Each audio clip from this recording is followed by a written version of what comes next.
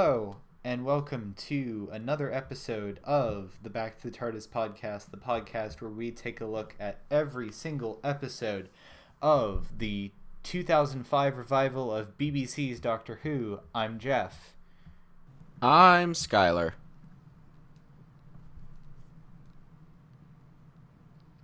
Avery. I did not hear Skylar again.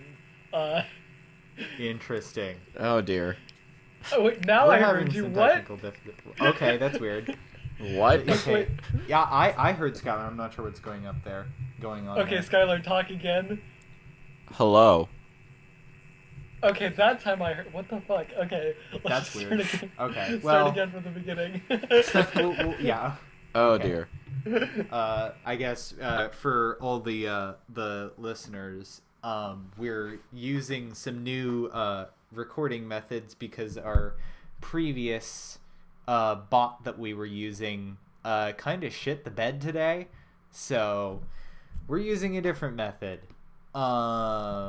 Anyways, today we are covering the 2006 Christmas special, The Runaway Bride. This is the first appearance of one of my favorite companions, Catherine Tate as Donna Noble, even though she's kind of insufferable for a vast majority of this episode. And of course, this is our wacky antics Christmas special. So yeah, I mentioned last week the joke I had of like the wacky shenanigans in this episode happening right after like the brutal ending to last season, and I managed to actually find the perfect image for that, which I did post on the Twitter. But yeah, it's when you think about it, like it probably wasn't actually the case, because there was like probably like close to like 6 months of off-air time in between the two episodes, but it still feels kind of tonally like a huge whiplash to go from one to the other. Yeah, it probably helps that when this was airing, there would be like a huge gap, so you could kind of like acclimatize to the new thing, whereas as opposed to now where you can just watch it back to back, it feels a little bit weird. Yeah. Yeah, it's very jarring, because you literally go from like, yes, everybody's dead, to wacky Christmas hijinks. It's very. Let me see here. Yeah, there basically was 6 months of off-air time between the two. So that's like better. That's more understandable. But watching it like this, it's definitely like, Yeah, no. And I mean, RTD did this shit constantly. But yeah. And, you know, as much as I don't necessarily like Donna as much in this episode because it's pre-character development, Catherine Tate and David Tennant are always good together, even when Catherine Tate is being, like, intentionally insufferable. Like, there is a reason that they have continued to work together at least 5 times for other things. Like, they show up together a lot. Yeah. Yeah, they're really good together, especially in this episode. Like, I mean, I guess she came across as insufferable to you, but to me, she felt sort of like, I don't know, I don't want to say insufferable, but it's a different vibe for me. Like, she was bearable. Like, she was annoying, but, like, in a way that's sort of charming to me. It depends, and it kind of varies from scene to scene.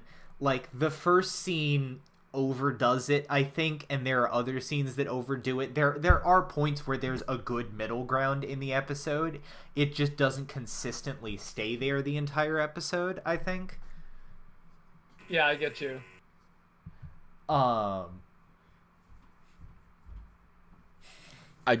will say I can kind of defend the huge like tonal whiplash, because I think part of the point is that like this is not what Ten needs right now. Yeah, like everything that's going on is just having like a very bad day. Yeah. Yeah, it's very much just like you're catching me at a time, man. Like any other time I could deal with this, but I don't know. Man, I really do not have the headspace to fucking deal with you right now. Can you chill? I have run out of spoons for this. Like, I'm sorry. Yeah, that's very much the vibe I get from this one. It's very much a, like, you know, you get the episodes where the monster isn't that big of a deal, and that's very much what this one is. It's like a phone it in, just sort of a get back into the groove kind of. Yeah, I mentioned that the Rachnos are total fucking jobbers, and admittedly, I think they do play into that, because the end of this episode very much has a, alright, you know what, fuck you, I don't have to take your shit, I'm going to commit war crimes against your race.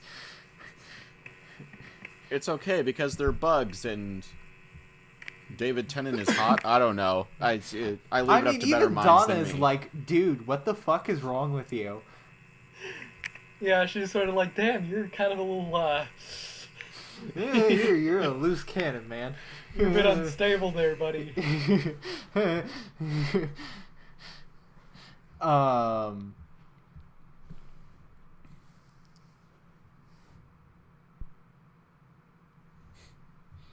I will say, despite all of that, it is really funny.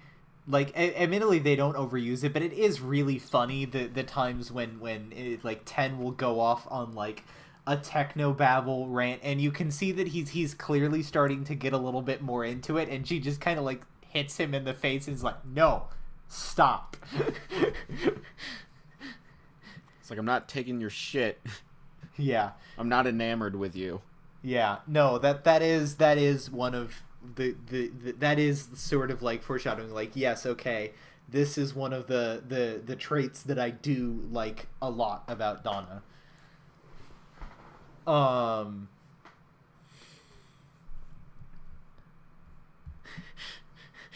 But no, also the scene where she finds Rose's fucking shirt, and she like goes off on him, and you can see like how like he's very clearly like, I don't want to talk about this, I am not okay right now, and she's just ignoring all of that. And she's just laying into him. Yeah, that one was good. Like, that has the same energy of like, who is this? And if he was like my dead sister, and she's like, oh shit. Like, that's not actually what it is, but it carries that same energy. Yeah, it's just like, don't talk about this. She just keeps jabbing at it. Yeah. I mean, I don't know. I guess her reaction is kind of understandable, because, you know, she did like basically just get beamed into the TARDIS. Yeah. It's like, who the fuck is this dude? Yeah, no, it is, yeah. I mean, it's a little bit over the top, and I think that's a case where I don't actually think RTD had planned for Donna to be the next companion, because he had ideas for a different thing, and then he decided to bring Catherine Tate back, I think. And there's definitely parts where, like, this is stunt casting, because Catherine Tate is a knowable face who had a pretty decently successful comedy show where she played most of the roles and was known for sort of being this comedic over-the-top sort of thing. Which I honestly feel like in this case is the wrong approach. I guess RTD didn't really, like, understand when he was writing, or didn't think about when he was writing, like, how good of like an actually serious acting force Catherine Tate can be, and yeah, because even she doesn't have as many like slower, or I guess like toned down moments as she does in her own season, but it's still there. Like, you can tell, like, spoiler alert, the asshole fiance betraying her, like, that stings. She doesn't like complain about it like a cartoon character or anything, or brushes it off. Like, that moment sits. Yeah. Okay. Looks like looking up what happened is specifically Catherine Tate expressed a wish to come back, but yeah, no. like, I don't think he'd actually planned her to come back when he wrote this episode. Now I'm just imagining a whole season 4 with Kylie Minogue as the companion. No, that was not the plan, but I know that would have been interesting. Similar story role there. I feel like if RTD had the opportunity to do that, he absolutely would have gone for it.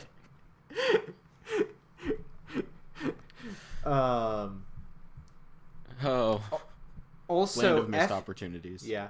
Also, F in chat for Donna's dad, who is never seen again after this episode because his actor died shortly after they filmed scenes for Donna's first episode as an actual companion, at which point they decided to replace him with Wilf, who was not who they basically retconned into being like, oh yeah, he's related to Donna, which... Yeah.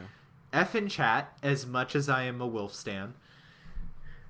Yeah, even in Voyage of the Damned, I don't believe he was planned to be related. He doesn't even... I don't believe he even has a name in Voyage of the Damned. He's just, like, there. Yeah. So, yes, there's lots of banter, if you will. I do like the recurring pockets joke. That's pretty great. That's a good goof. Yeah, it's a good. That's a relatable that goof. Up a lot. Yeah, haha. Social commentary. Thanks, RTD. And just, I mean, I guess just sort of getting into the actual plot of the episode, like, it gets really lazy really quickly. Yeah. There's some points, but I will also say. The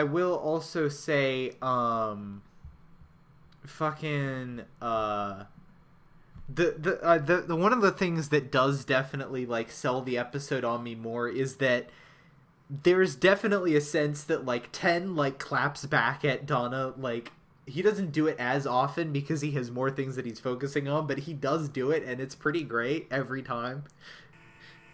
Yeah, he definitely like. It's more of a, like, buddy thing going than the weird, like, fake romance between him and Rose. Yeah.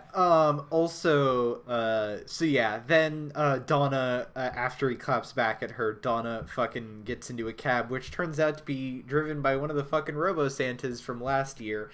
Purely, the Robo-Santas in both episodes show up because RTD is like, oh fuck, it's not Christmassy enough.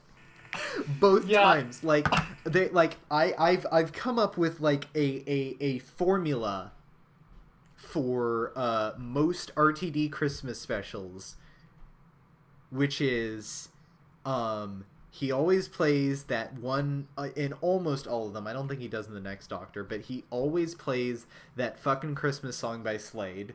They will rapidly vacillate between haha silly pantomime Christmas and Jesus that's fucking dark, and either the robot Santas show up or there is a definite moment in each one of these where RTD's like, oh fuck, this is a Christmas special, and throws something in to make it more tied to Christmas.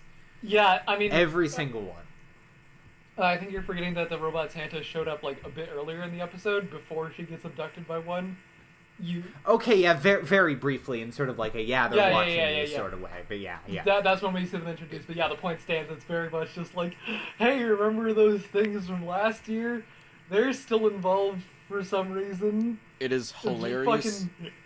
It is amazing. We have a reason for this. It is amazing to me that like the excuse in the plot for them to be around is like, oh, I know what these things are, and, they're being controlled by someone else now. And I'm like, okay, sure, they're low tier enough for that to happen, but they're like the Rachnos couldn't have... the jobbers. The Rachnos couldn't have been like, oh, here's these, like, cyber parts lying around. Let's make use of that. No, they were just like, robot Santas. Again! And, like, that's only effective for 1 month of the year. What were they before then? Yeah. Hey. Then they had the Spirit Halloween sign up. Hey, at least the ones in the Christmas Invasion only show up then, and that makes sense as like a disguise that works in that time period. The Rachnos have been playing a long game. What the fuck were they doing before Christmas? They had the Spirit Halloween banner up. I give the Rachnos this. They might be really big pushovers, but they know how to be thematically appropriate. They're very considerate that way. Your mentioning of the cyber part sort of made me imagine like a Cyberman in a Santa costume hunting them down. I mean, there was that wooden Cyberman for some fucking reason in Time of the Doctor that shows up for 30 seconds and then gets roasted. It was so the sonic screwdriver wouldn't work on it. Duh. God. Okay, that was cool. Fuck you. I like that one. How dare you diss the wooden Cyberman? That was cool. How dare you diss Bill Potts, motherfucker? I'll watch it, okay? I'll rewatch it. Anyways, getting back to the episode. Anyways. There's also I like the one throwaway where he's trying to investigate. He's like, who are you getting married to? Are you sure he's human? He's not a bit overweight with a zip around his forehead, is he? That was a good quick line, yeah. Which I'm pretty sure is the last mention of the Slitheen outside of their appearances. The Slitheen show up way more in Sarah Jane Adventures than they actually do in Doctor Who. Oh god. And now that I said that, Chibnall's gonna bring back the Slitheen like 3 times in Series 13. I was just about to we got come at me, bitch! We got the Jadoon. It's not impossible. Yeah, no, he's just gonna... Season 13 is the season he banks full in on RTD nostalgia, and the face of Bo shows up. New Earth returns. Oh my god. Don't fucking give the Shadow Proclamation. Christ. We're gonna fucking just get, like... remember that conversation we had about how, like, RTD monsters are considered classic now? Like... Yeah. Yeah, and that's basically just what Chibnall's gonna do. He's just gonna bring back, like, all these, like, any monster that had more than one appearance is just gonna come back. Well, like, also because, like... I mean, admittedly, you still haven't watched the episode, but the end of the Timeless Children and how it has an ending like most RTD finales that sets up the Christmas special, like most RTD finales, it literally pulls the exact same shit as an RTD finale Christmas special setup. And it just feels like, hey, nostalgia bait. So I would have so much respect for Chibnall if he just came out and said, hey, look, we're rebooting the 10th Doctor era, and just, like, but it's not even as good. Sale. It's not even as good as, like, it... Okay, sure, like, yeah, well, reboot the 10th Doctor era, but he's doing it inferiorly. Inferiorly. Yeah. Eat your heart out, Oxford Dictionary. You can't do RTD era without the based god himself. Well, no, not the based god. Lil B's the gay's god. Based king himself, RTD. Look, I am just very excited to get an episode set in the fourth great and bountiful human empire, where we get to have the Jadoon, the Weeping Angels, the Shadow Proclamation, the Slitheen, all the homies there at once. And so the 60th anniversary. Yeah. By 60th anniversary, I mean, hey, look at all the shit RTD era did, and fuck you, classic.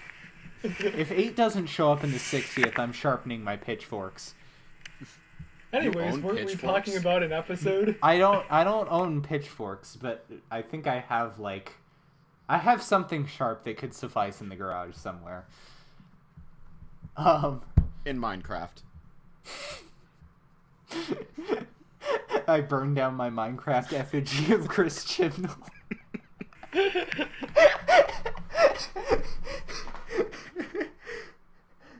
For what it's worth, I will say, just a disclaimer, for what it's worth, outside a certain Torchwood episode that we're going to be discussing later later in this episode, and the Timeless Children, I don't actually hate Chibnall that much. It's just like a meme.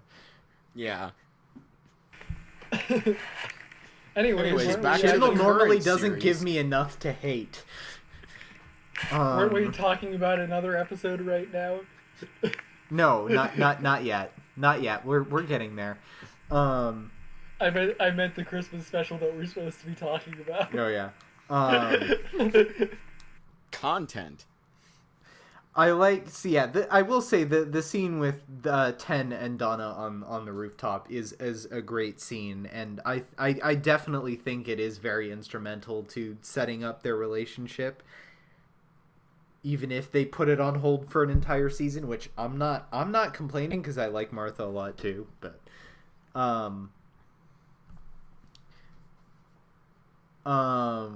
and like the lines like, with this ring, Ivy, biodamp, or Donna being like, God, you're skinny, when he gives her his fucking suit jacket.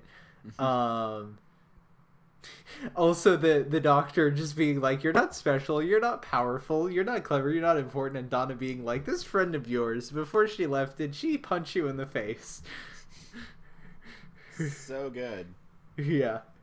Followed by, stop bleeping me.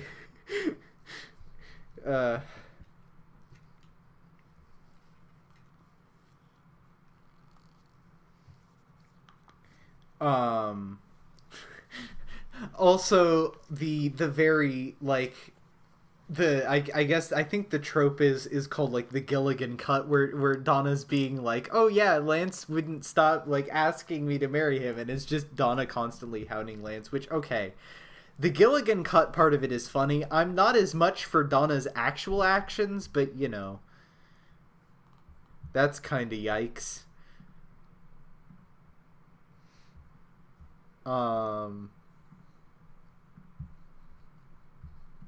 Yeah, I think it's mostly just the bit, and I don't know. I can excuse it because it's like the whole Christmas like pantomime weird thing, but that's and I guess it is worth noting there is a bit of a cultural difference here, because like Christmas panto is like way more of a thing in England. Yeah. Now, that being said, while not an explicit Christmas special, the Eighth Doctor Big Finish audio story, The Chimes of Midnight, is set on Christmas, and while darkly comedic, is dark as shit. Yeah. I'll just say, I suppose I'll excuse it, since we find out that, like, Lance was just, like, an evil prick all along, so I don't feel that bad for him, but in a vacuum. I'll get to Lance in a little bit. So yeah, then they go to the reception, and the Santa robots show up. I will say, the exploding ornaments is significantly less stupid than the spinning tree of death. True facts. I mean, it's still very aside from the fact that they're like all these grenade explosions and somehow nobody dies. Yeah, I mean, even more. I don't know. It's pretty silly too, the way they float off the tree. I don't know. Yeah, this got me. And everyone's grenades. like, "Ooh, ooh." Hollywood grenades.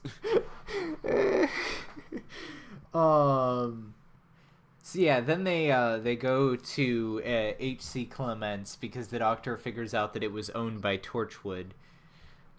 There's the comment that he's like, who are Torchwood? And the Doctor's like, they're behind the Battle of Canary Wharf. Cybermen, Daleks, and Donna's like, I was in Spain. And the Doctor was like, they had Cybermen in Spain. And Donna's like, scuba diving.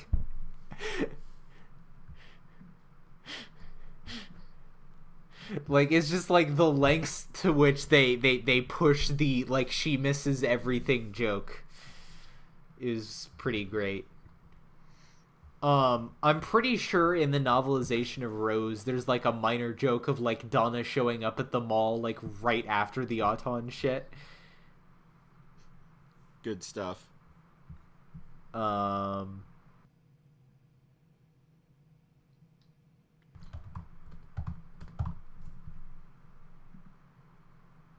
Oh no, she just sleeps through it. Okay, yeah.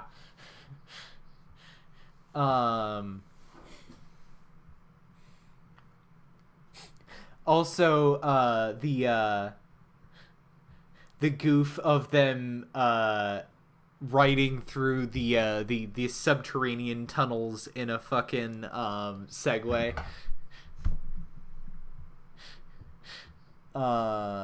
Based in Epic.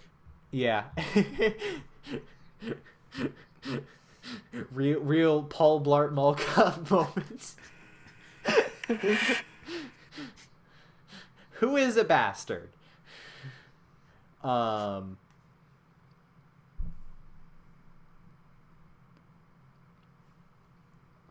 yeah, then there's the confrontation with Arachnos and Lance revealing his turncoat, which makes no, like, why?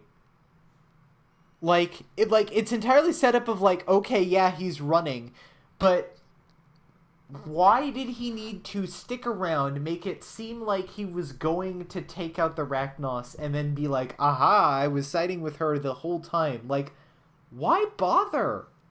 Just leave.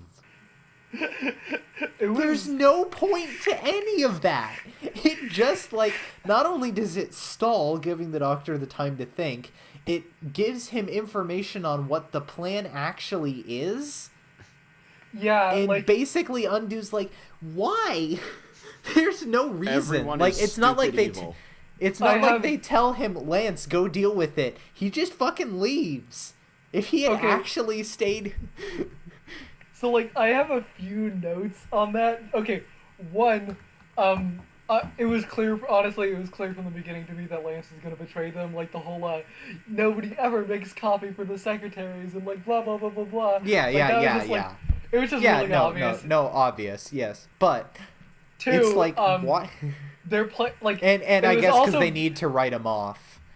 It was also very obvious that he was going to get betrayed by the Arachnos. Like, come on, bro, you're gonna trust, like, evil spider lady who doesn't give a shit about human lives? Like, what the fuck are you doing, bro?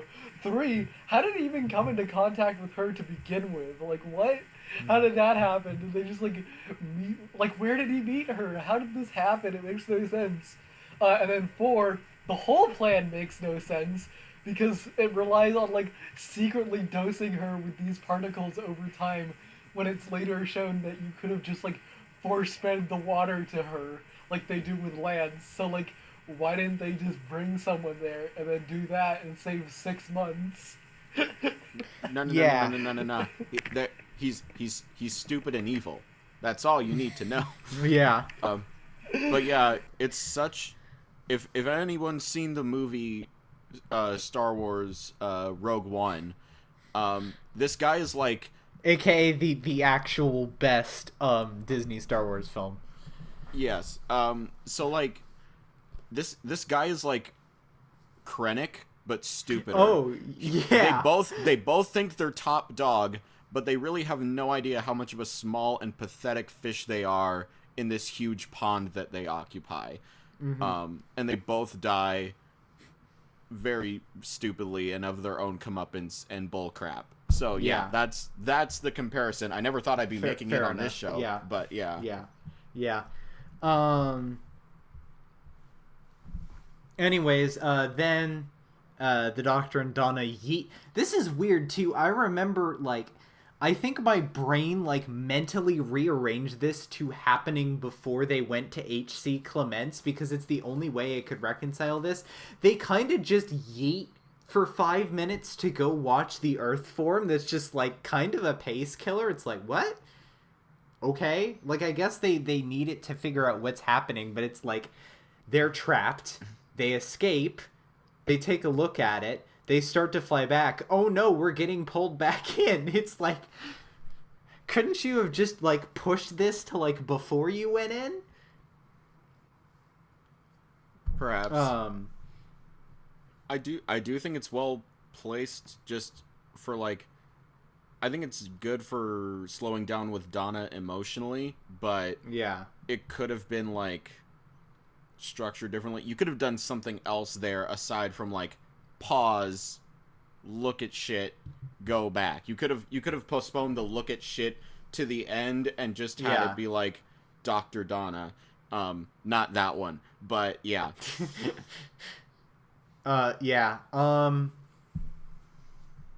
then the Rachnos Empress kills Lance, and then Ten commits war crimes. Actually, okay, before we move on to the 10 committing war crimes thing, I will say the Rachnos prosthetic and makeup is pretty good. That's pretty good practical shit, especially for the show. I mean, it helps that it's a special, so like budget-wise it's kind of its own thing, but it's pretty good. Like, there's definitely, like, oh yeah, like, the rest of the body isn't necessarily moving because it's not designed to move. But it looks pretty good. The eyes blinking all at once is a pretty neat... That looks pretty good. Yeah. Yeah, then Ten commits a bunch of war crimes. Like, woof. Dude, just... Not only does that... Shit, that... Guys, does that count as genocide? Shit, dog. They put 6 on trial. Well, 6 didn't actually do it, but... Wow. Huh.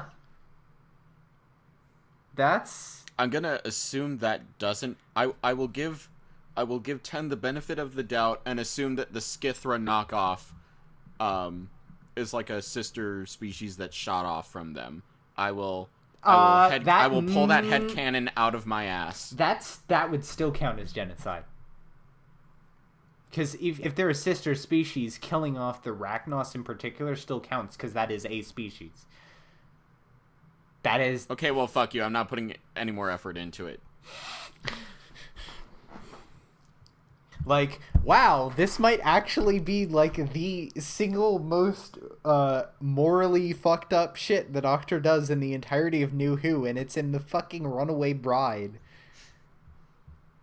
Like, wow, huh, he really just did that.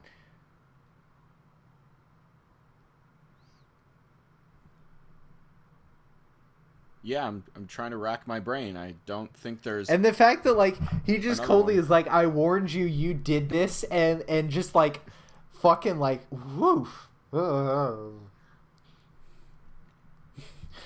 Like, they admittedly, like, they come back to that a little bit more in Turn Left.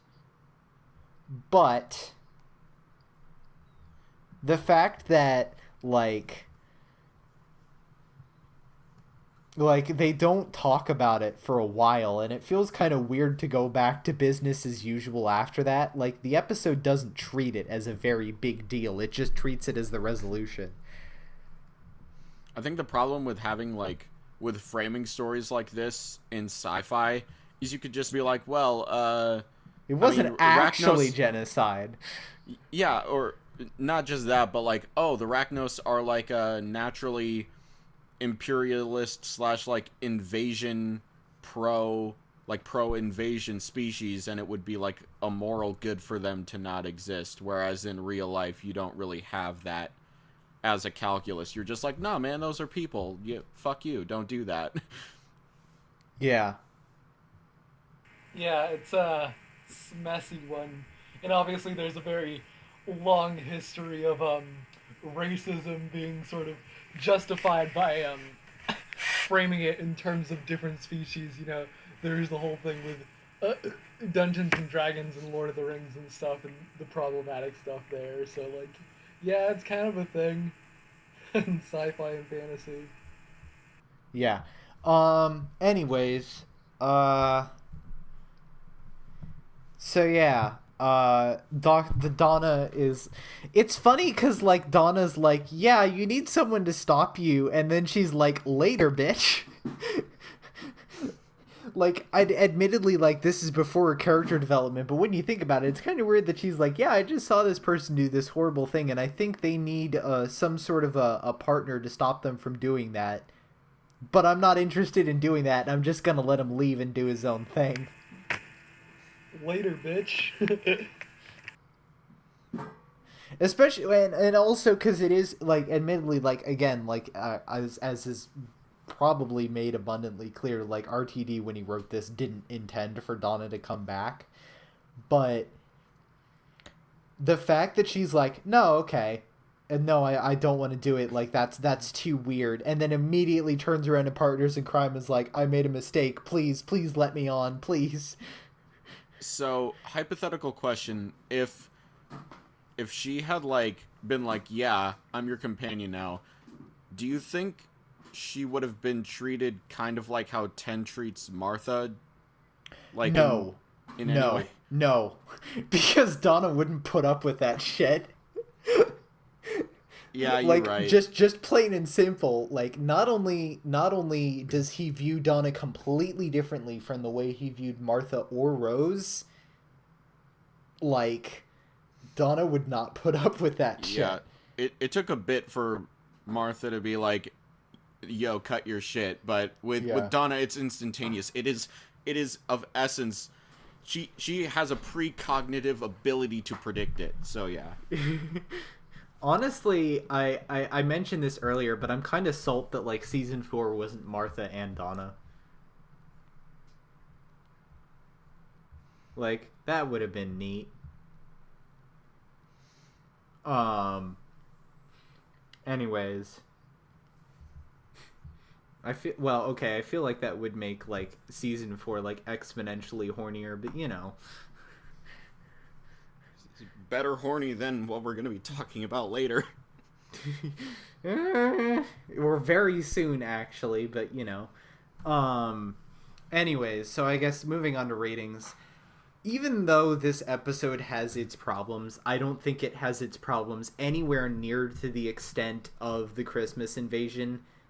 I think it falls apart less under investigation than the Christmas Invasion does. It's definitely trying to do way less things. And I think because of that, it's a lot more enjoyable even if you're not completely turning off your brain. So I'd give it like a 6.5, because I think I gave Christmas Invasion like a 5. Hold on.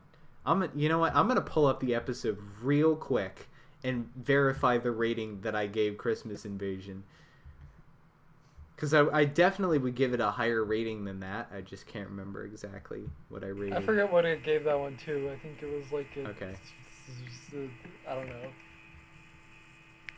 I'm not actually... Okay, so fun fact. This is actually kind of borked, but what happened was, for some reason, when I did the export for that episode, it cut off after me being like, episode sucks, and I'm not sure if we ever actually, like, the uploaded version has anyone else's ratings. And I haven't been arsed to go back and finish it. It's a comedic ending. I've listened to it, but yeah. Yeah. I like, this episode's a fucking mess. 5 out of 10 moving on, and then it just ends. So, yeah. With the knowledge that I gave it a 5, I would definitely give this a 6.5.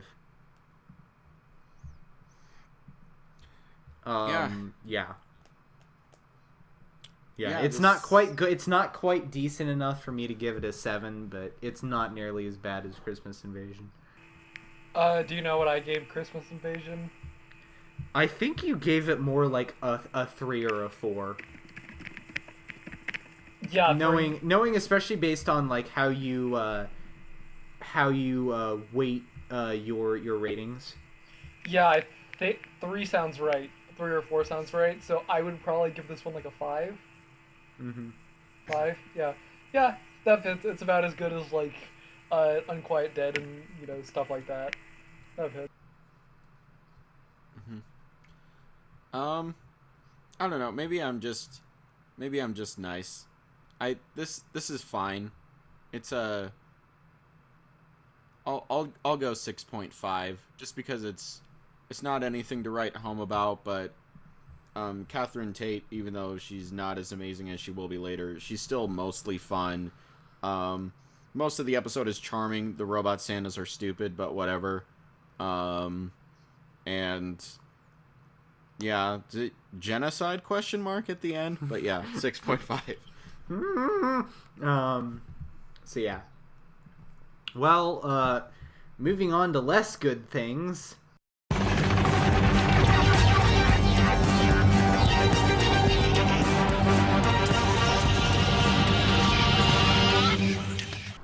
This week's episode of Torchwood Discussion will contain discussion of topics such as violence, assault, and sexual content.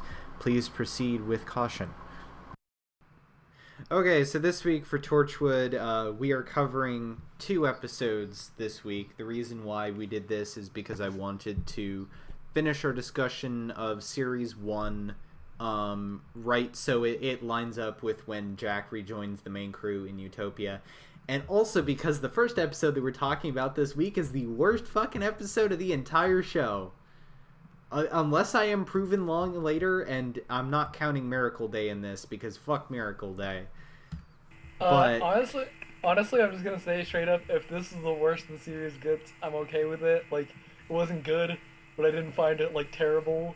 So, like, shrugs, I will get to some of the reasons why I think it's got some pretty fucking, like, shit. Oh, yeah, no. In terms of that, it's just like, So, yeah. But, like, in terms of, like, actually watching it, it's just like, eh.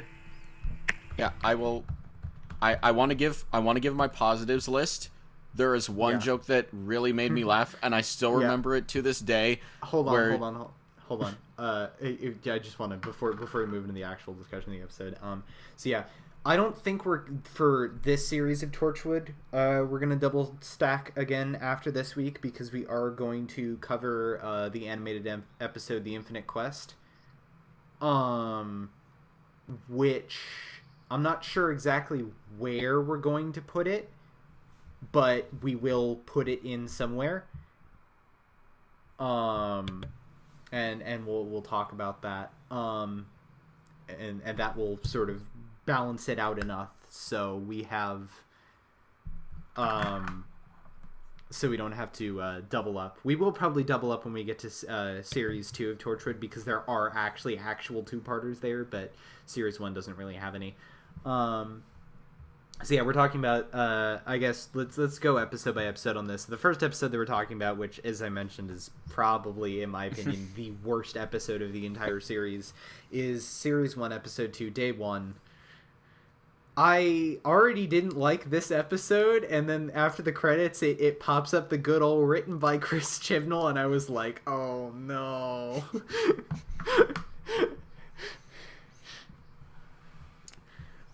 So yeah, I guess synopsis. It's Gwen's first day. There's an asteroid. Torchwood do their thing of being chaotic neutral dumbasses and accidentally rupture the asteroid, which sends out a gas.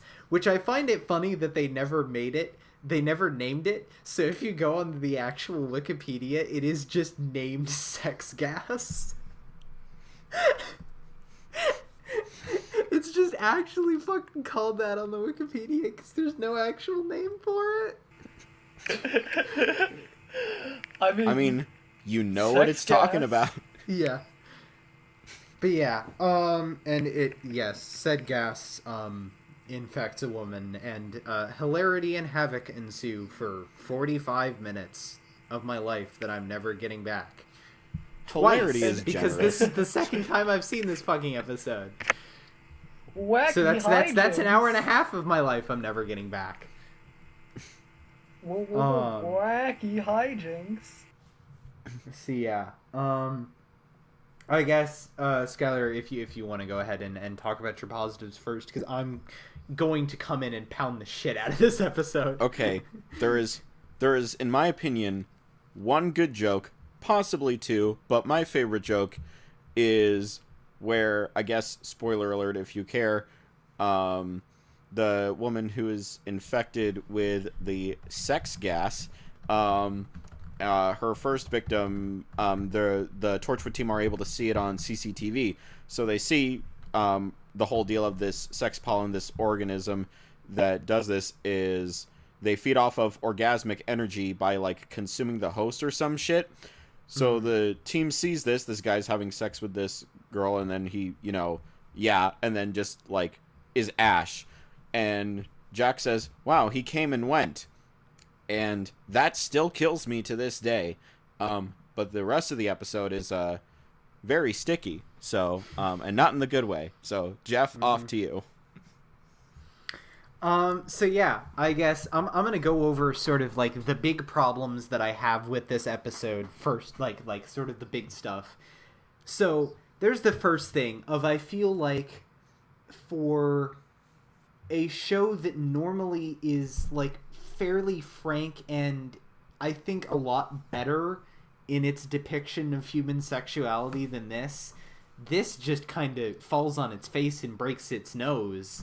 Like, I feel like, honestly, like, I might be talking on my ass a little here, but I feel like for as normally sex positive a show like Torchwood is, the fact that they play it for humor a lot makes it feel kind of like this juvenile, like, tee-hee-hee kind of thing, which just kind of feels like kind of shitty and underhanded. Not to mention, there's like weird shit later on where like Karis, well, first off with the scene where Karis makes out with Gwen, and Owen does yet another thing that was clearly supposed to be comedic by the writers, but is just really disgusting. And then there's the thing where Karis is or after it explains why Karis says something of like, it has to be a man, and I'm like, why? It's the same fucking thing. Yeah. It doesn't make a difference who it is. It doesn't. Especially considering feels... like how flexible in sexuality like this show is and expression. It's like, what? Why? It's just like they were like, oh shit, we need an excuse to have like women on women like fan service, but then like, dumbass, you write the rules to this thing. You don't need an excuse. You can just have it be both. Yeah, it's just that. Yeah, no, that was bad. Also, the fucking scene where she's at the fucking fertility clinic, and one of the guys is I'm gay or whatever, and it just feels like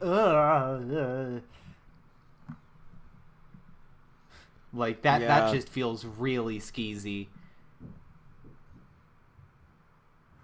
Yeah, it was questionable taste, to say the least. And it just feels like, I swear, this episode feels like RTD either, didn't look at it or didn't pay enough attention to it until it was already filming, because I feel like, considering a lot of what RTD does in this show and in the other shows, it just feels kind of like, what? Like, did you not look at this before you sent it to record? Like, for what it's worth, the basic plot structure is fine. There's nothing with that. It's specific events that just feel like, ugh. Yeah, I can only think of one way this would have crossed into this is disgusting territory for me, and that's if she tried actively going after her dad, because yeah. the gas wouldn't care. There's the thing when they're going through the CCTV footage where they're like, why do you have this? That was that's just gratuitous. Not only did you could make the same thing without explicitly showing it, and not only would it be significantly less uncomfortable, it would be significantly less gratuitous.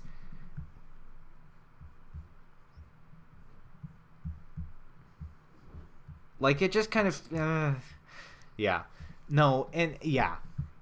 And it's just there's Owen being shitty, and I will say there is one good joke in the episode too, which is a Jack one-liner, and and they play a good song at one point. But other than that, this episode fucking... I honestly think this episode might be one of the worst things in New Who, period. It is fucking atrocious. Like, I would actually give this like a 2 or a 3.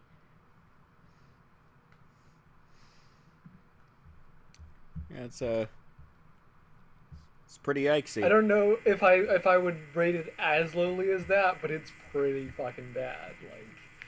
Like, it's not the worst thing I've seen, which is a low bar, but it's pretty offensively bad. Yeah. And I probably wouldn't rewatch it voluntarily. Yeah. Oh yeah, no, I would have. If I was rewatching, like, every single time I've rewatched Torchwood, I have skipped this episode and gone straight to Ghost Machine. It is fucking terrible. It's like, yeah, it's bad. It's like a 4 out of 10 or something. It's pretty bad. There's also, like, no furthering of... I mean, like, you could argue there's furthering of, like, the characters of, like, hey, what's going on with Jack and what's his deal? But, like, that doesn't excuse the other bullshit that, like... most of the rest of the episode is like enwrapped. You know what I fucking mean. Yeah, it's just no. I give this episode a no out of 10.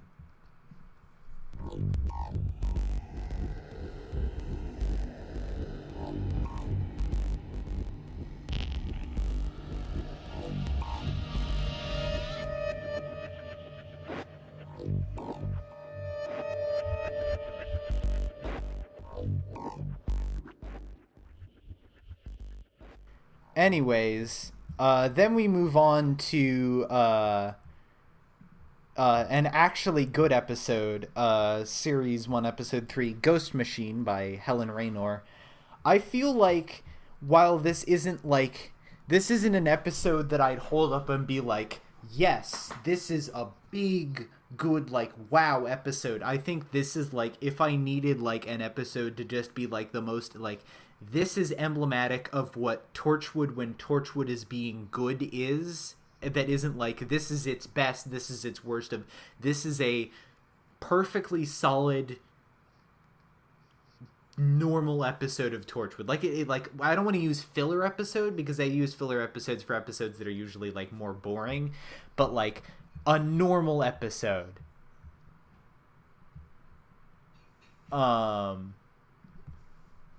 It's a good showcase of actors' tone and theme. Yeah, especially because this is where they start figuring out, oh yeah, Owen is an extremely unlikable character who's not funny, so let's just start kicking the shit out of him until he becomes a good person. Hold on, let me get my character growth hammer. That's it, I'm getting me mallet. But yeah, this one, they find a device that allows them to see echoes of events past. And I will say, I do like how a lot of the episode is based around their reactions to it. And, like, as much as I hated Owen in the last episode, I think Owen in this episode is very good. And almost in some ways, it makes me rethink whether or not, like, it was intentional. Like, the scene in the very first episode with Owen and the pheromones, if that was intentional to contrast with the fact of he directly feels what the woman who is well, shit, I forgot to do my content warning. I'll record one and then retroactively put it in before the segment starts, but where he directly feels like the absolute sheer terror of the woman who's assaulted and murdered. It makes me wonder if, like, it would, like, his actions in the first episode weren't played for comedy and were intentional, and him feeling what that's like is supposed to be like a start of character development. Of, like, realizing, like, oh, shit, that's fucked up. Because he directly feels what it's like. I mean, intentional or not, it does fit surprisingly well for that to be the start of his arc, as I know it. Of course, I don't know the particulars of it, but I know where he ends up.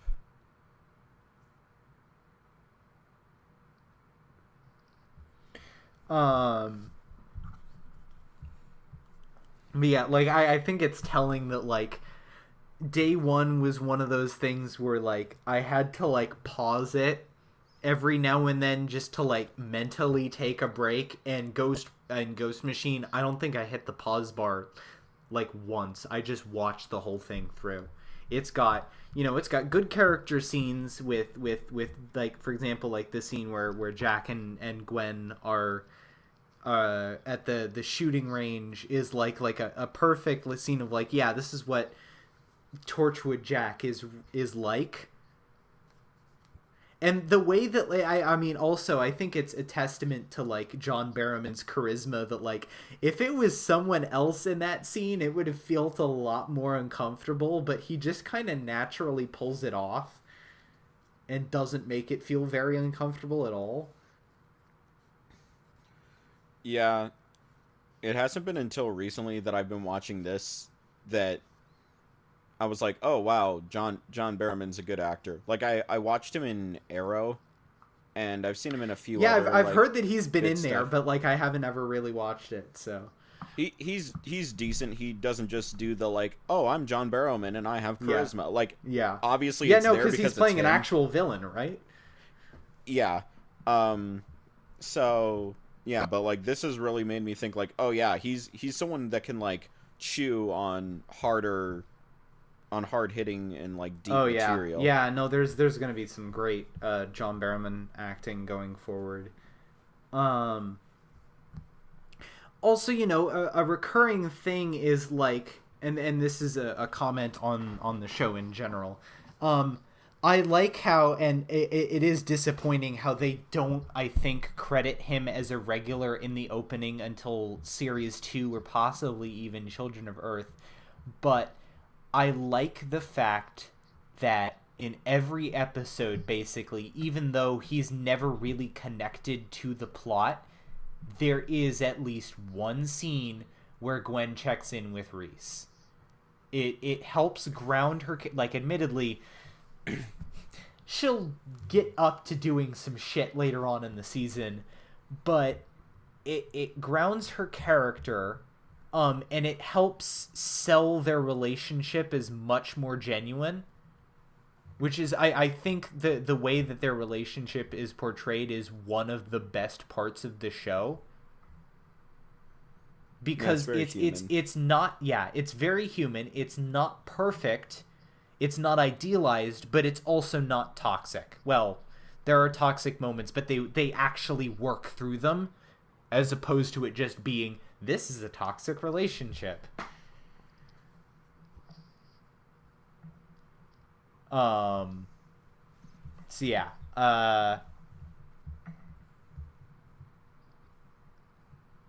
Yeah.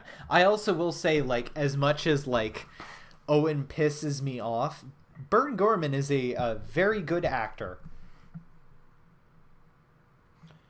Yeah, I've wanted to see him in more stuff. He's kind of gotten picked up a little bit more recently, but yeah. Yeah. He does good stuff. Yeah, like, it's yeah,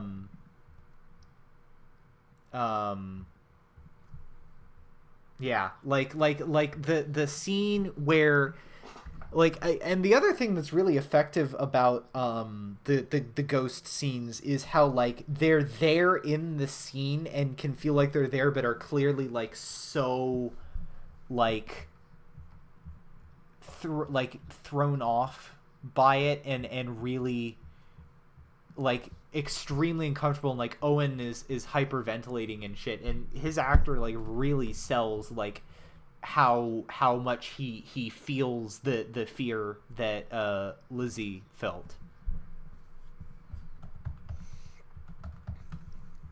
Um,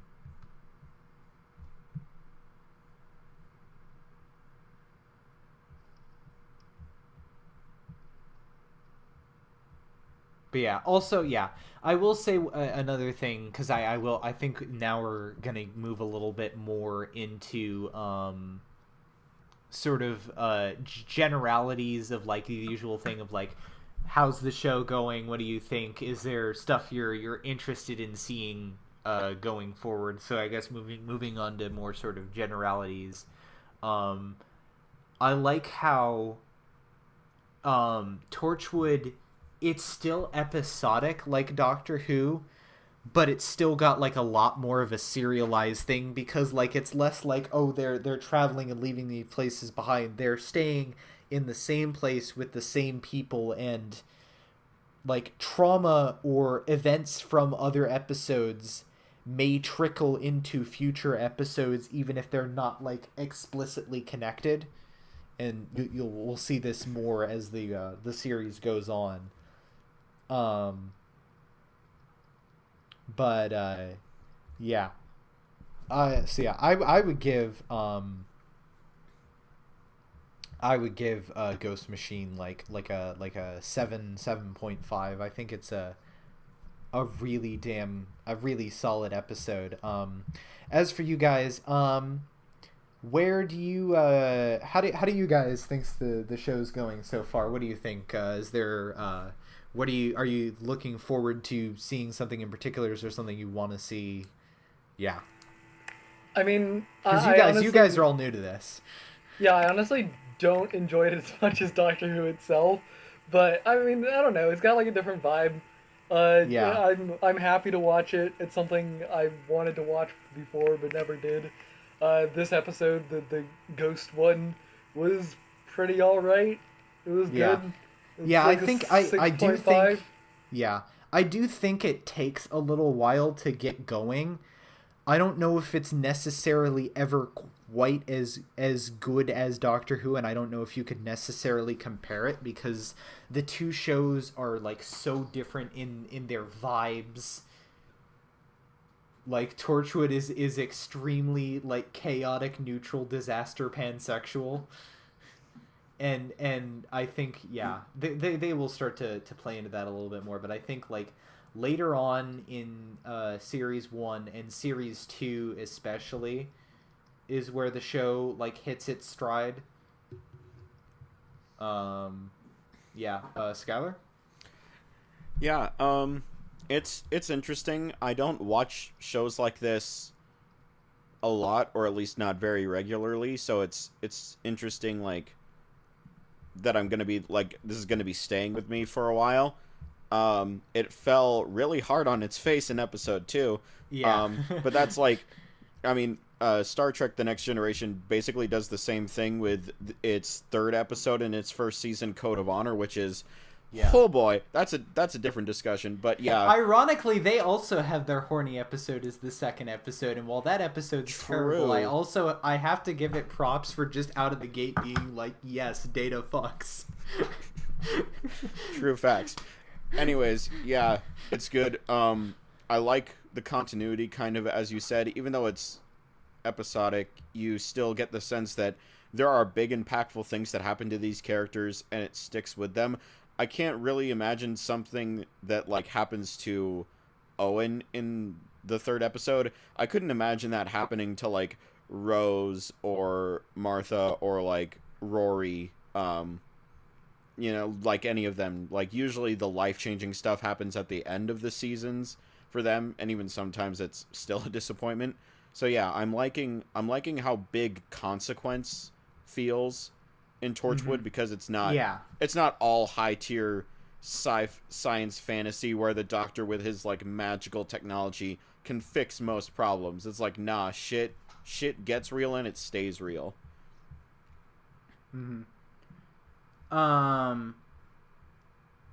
yeah, next week we are going to be covering we're back to 2 episodes next week. We are going to be covering Series 3, Episode 1, Smith and Jones, which means we finally get to Martha Stan month, 2 months, however long covering Series 3 takes.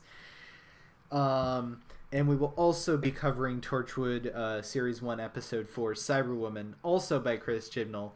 Interesting thing, this episode gets shit on a lot from what I've seen, but every time I've watched it, I've come out of it fairly positive. So I'm interested to see how a rewatch, like a more critical rewatch, sort of changes up how I view that episode. Until then, I'm Jeff. You can find me on Twitter at WheatleyDL. I occasionally post videos of myself playing instruments along to songs I like, or screenshots or shit posts from games I like, which probably right now will be stuff relating to the Phoenix Wright series. Yeah. I'm Skylar. You can follow me on Twitter at skyhigh9_5. Currently, I am mostly posting about the current events, which if you're watching this at release, it is likely still pretty spicy. And if you're watching this after the alien overloads have taken over, what are you doing?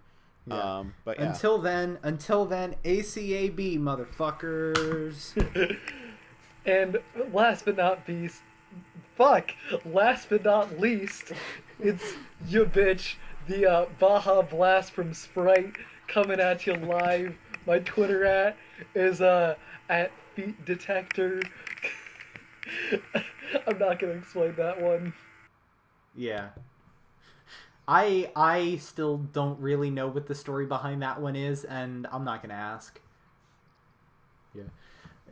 You can also follow the podcast on Twitter at B2TARDISPod, and if you have something that you'd like to say and have us potentially read on the air about either the episodes we covered this week or what the episodes that we're going to cover next week, feel free to shoot us an email at b2tardispod@gmail.com. If you want your email to be read on the show, our cutoff for featuring stuff is sending it in by each Thursday at 7:30 p.m. Eastern Standard Time. Until then, we will see you all next week.